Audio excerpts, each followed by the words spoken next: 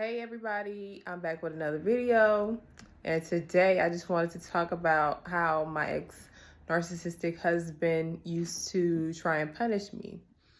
So because he needed to feel like the victim all the time, he would just make up stuff, make up scenarios and argue about them and just blow them completely out of proportion. And that would allow us to be at a difference with one another, and he would really punish me for these kinds of things, like really physically punish me. And so I wanted to talk about those because those were key indicators that allowed me to identify that this was abuse that was going on.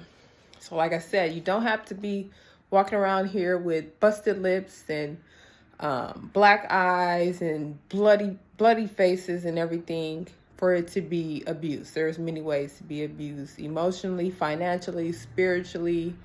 All that is abuse. So I have some listed, so I'll be looking back and forth at a paper so I won't forget. So the first one I have listed is like when we were in high school. I was still in high school. He was actually in college. So he had a picture of me and it was in his window. And when I had went over his house, he had surprised me with it and, make me feel all good about, me being there. And he, was basically saying, "Oh, you're in my heart. I love you. And this is why I put your picture right here," normal. So one day we got into it, something he blew completely out of proportion about, and I had to pay for it.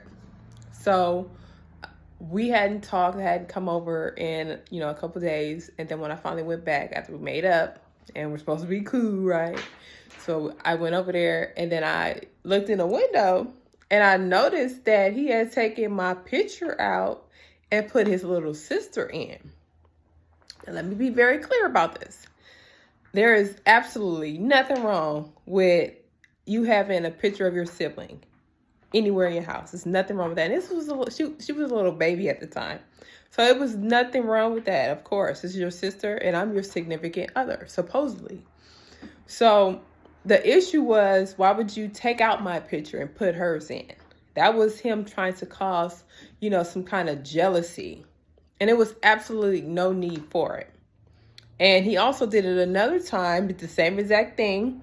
We got into it and he had took my face off of his screensaver and he put his little sister, so this was something that he was, just doing. She was doing this intentionally, and this was punishment. He was like, when you make me feel better, I can put you back, and it's like, from the jump, I didn't even do anything, first of all, So that kind of messed with me because I'm like, I'm your significant other and then that's your sister. Like, why are you trying to, cause some kind of issue, you know what I mean? Like jealousy in between us. That's ridiculous. But that's the kind of mind games that they play. So then when we were married and I was actually on maternity leave, I was just, bonding with my new baby, my son. That's our second child. And so I had bought this purse. I was like really loving this purse. It's my favorite purse at the time. And it had a wallet that I kind of matched with it. It was beautiful. So he got mad at me and I didn't comply, of course. And so he was like, "Oh, you can't wear that purse until, you start doing what I say. So you start listening to me. So you start being submissive." And I'm like, I didn't even do anything. We just got into it. And it's like, you don't have a right to take my stuff because I bought this. I bought this with my own money. Like, you don't have a right to do that. So he called this guy and his wife, who he received, quote unquote, wise counseling that was not wise at all. So he was sitting on the phone talking to them right in front of me, had him on speakerphone, and he asked this man, this married man who says he's a believer, he asked him, "Oh, can I take her purse, for what she did and da-da-da-da?" He was like, "Yeah, you can chastise your wife in any way as long as you don't put your hands on her." So he was giving him the permission to do something like this. It's like, first of all, how is this going to help our marriage? How? It's not going to help our marriage. It's just going to harm our marriage. And it's more like he took the role of master instead of spouse, lover, protector. You see what I'm saying? So that's why these things add up, and they add up as abuse. It's not loving. It doesn't reflect anything of Christ. So that's why it's an issue. And that's something that I wanted to bring up. You know, it could be anything that you have that they try to take, and they try to, try to use that over you, and try to empower you, try to take your power away from you. That's what they do. Just try to take your power away from you. And another one was, so the same guy who he used to get his wise counsel from, I don't know if he's still doing it, but this guy gave him the permission to call me a wicked, rebellious witch. So from my husband calling him and explaining to him what was going on, which was really not going on. He was just fabricating a whole bunch of stuff. It was lies. He was saying, oh, your wife is in rebellion. And, she's a wicked, rebellious witch. And that's what you ought to call her when she's doing these things. And it's like, how is any of this helping our marriage? This is actually like really harming our marriage. We're supposed to be lovers. You know what I mean? And then you're going to call me names all the time. You might as well call me the B word. That's how I felt. Like, that's what it felt like. It's like, why are you telling him these foul words to call me? You know what I mean? It was totally disrespectful. And he would call me that all the time, And then one time he made me say it. It's like, it's like, he actually made me say it. So he was like, since you were disobedient, what does that make you? What does that make you? A wicked, rebellious witch, right? And then I'm so gone, just up in here, his control. I'm saying it. You know what I mean? This is what they like. They crave this kind of thing. It's sick. So another time is we got into it, and it was kind of late. It was dark. I don't know exactly what time it was. But he had took my phone and my car keys and my house keys. So I was just like stuck in the house. He did this intentionally so I wouldn't leave.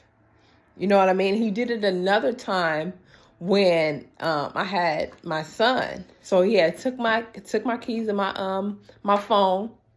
But at this point, I was like really starting to break away from him and break out of the spell, out of the matrix or whatever. I was breaking out. So I got my baby. I wrapped him up. I got me some comfortable walking shoes, and I walked to my mother's house. I got up out of there. I was like, okay, you want to take my keys and you want to take my phone? Okay, I'm going to still leave though, because I don't want to be here. And I don't want to be here when you get back. So I stayed at my mom's house for a cool minute, So he basically got his act together. You know what I mean? He came around begging and pleading, and I, fell for it and went back. But it was like that night, I got up out of there. You know what I mean? So, and he used to always like hold me hostage. Like we would get into it and we would have physical altercations. And it was like, I'm not into that. I don't want to do that. You know what I mean? But he was, always come up in my face, like really trying to fight. And it's like, I'm not about this. So I would try to leave the house. When I would like try to go to the bathroom, he would follow me, try to break the door down, trying to get up in there with me. I would just try to leave the house.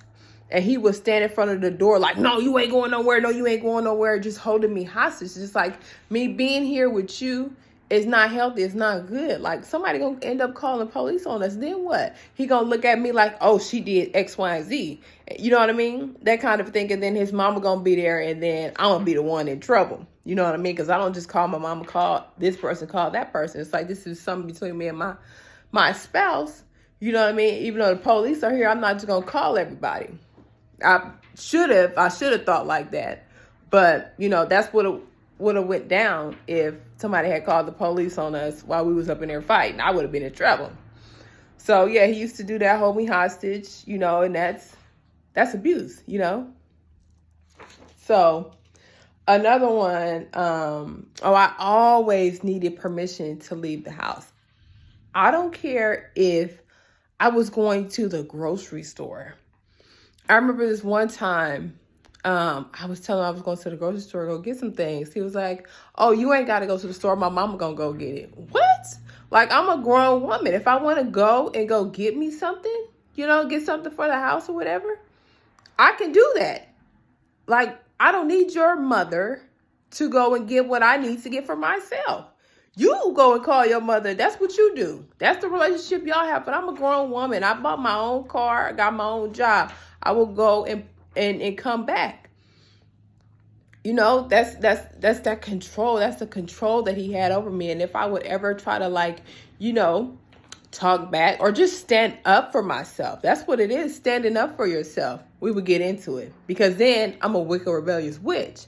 And it's like, oh, I got to go through all this stuff. And all I'm trying to do is go to the store for some food. I ain't going shopping, spending rent money and all that kind of stuff. I'm going to go get some food.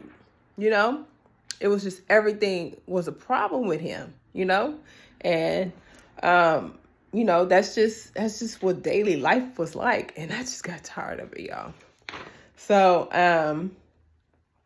and speaking of work, he actually tried to stop me from, working.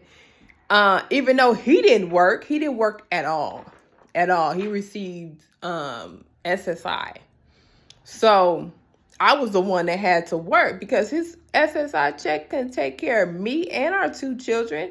He was trying to live at the poverty level. I'm not trying to live at no poverty level. I'm a go-getter. I don't sit around waiting on no check, So even today, like, I really and truly, that's what it's like for me. I'm a go-getter. I'm single right now. I mean, I'm in a relationship, but I'm not remarried or anything. So I'm by myself. I got to take care of these babies, and he not helping me. I'm a go-getter. I'm going to go out and work and get it. But he tried to make it seem like, oh, I'm your husband, and I could tell you that you can't go to work. I was like, what? How crazy do you sound?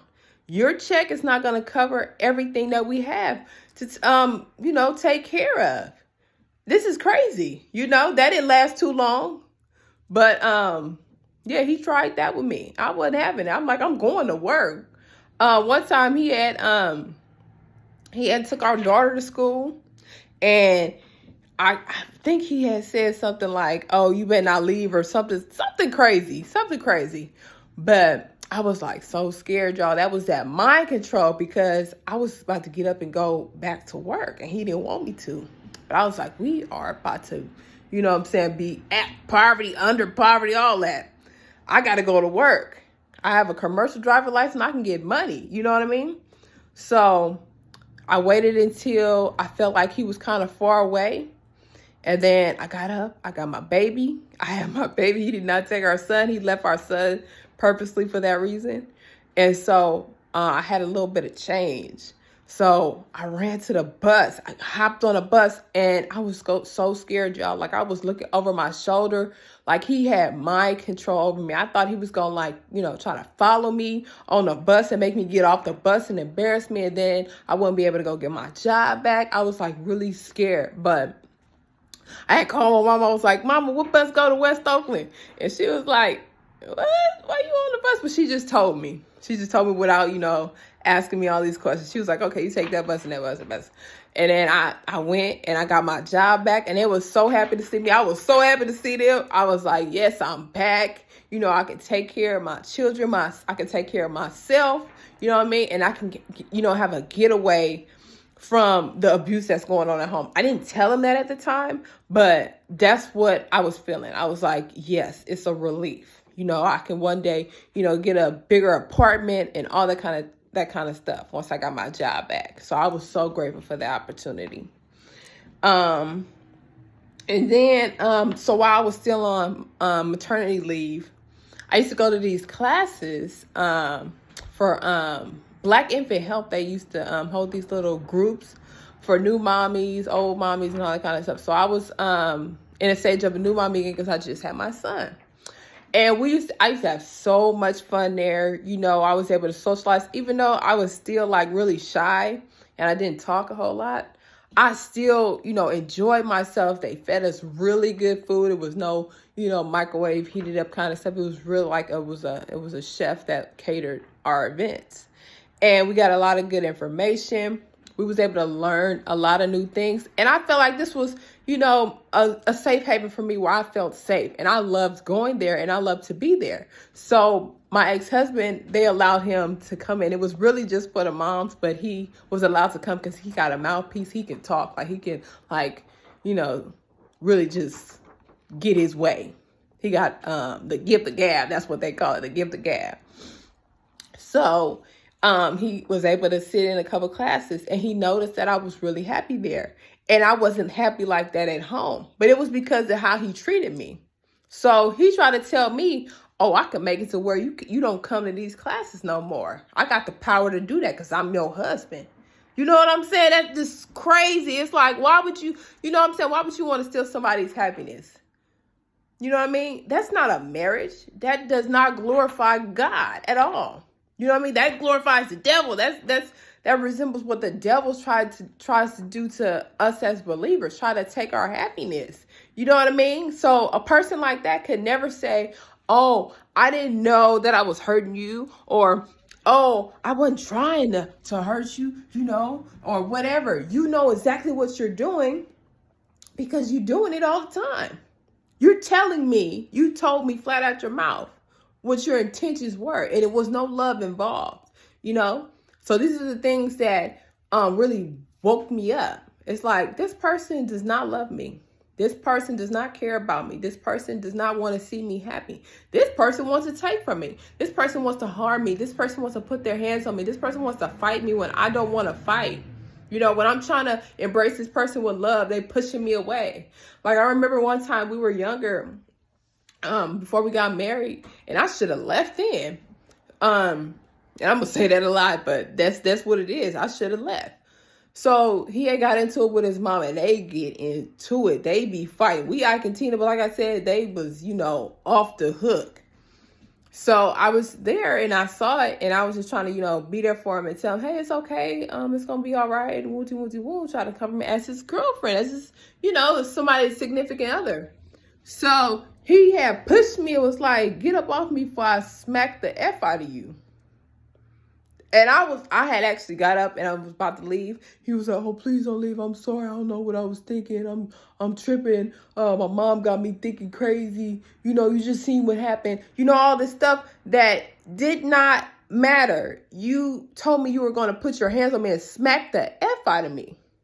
And I had done nothing wrong. You know what I'm saying? So these are the things that people need to watch out for. These are the things that people need to hear, that, hey, this is not love. You are in an abusive relationship. That's what it is. Because the more we sit up there and say, oh, it's just dysfunctional, it's just toxic. No, this is abuse. Straight out, flat out, say it what it is. You got to call it out.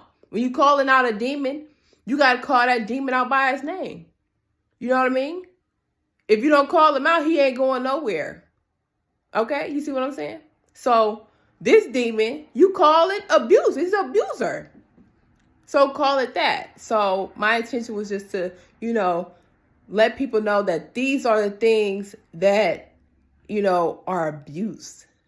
You're in an abusive relationship if these things are constantly just going on and on and on, and you are like totally confused a lot of the time. It's abuse, and this person is playing a mind game with you. And it's not by accident. It's on purpose. It's intentional. You got to get up out of there. I had to get up out of there, and I didn't think that I would be able to take care of my children by myself, but God made a way for my village to help me. Like my mom helps me when I have to leave for work early in the morning. I'm talking like 3, 4 in the morning. You know what I'm saying? I think I could do that by myself. But if God leads you to it, he will help you through it. Like really. So just trust him, find an escape route, and start to love yourself today. You don't deserve that. So peace, y'all. I didn't want to stay too long. I just wanted to get that out there to you. I don't know who it's going to help, but I hope it helps somebody, because it's a hurtful situation to walk around here not wanting to live and not understanding, what's going on, just constantly being in confusion. And you don't deserve that type of thing. If somebody said they love you, they should love you and show you. All right. So until next time, y'all, peace out. Love yourself, love God, and be blessed.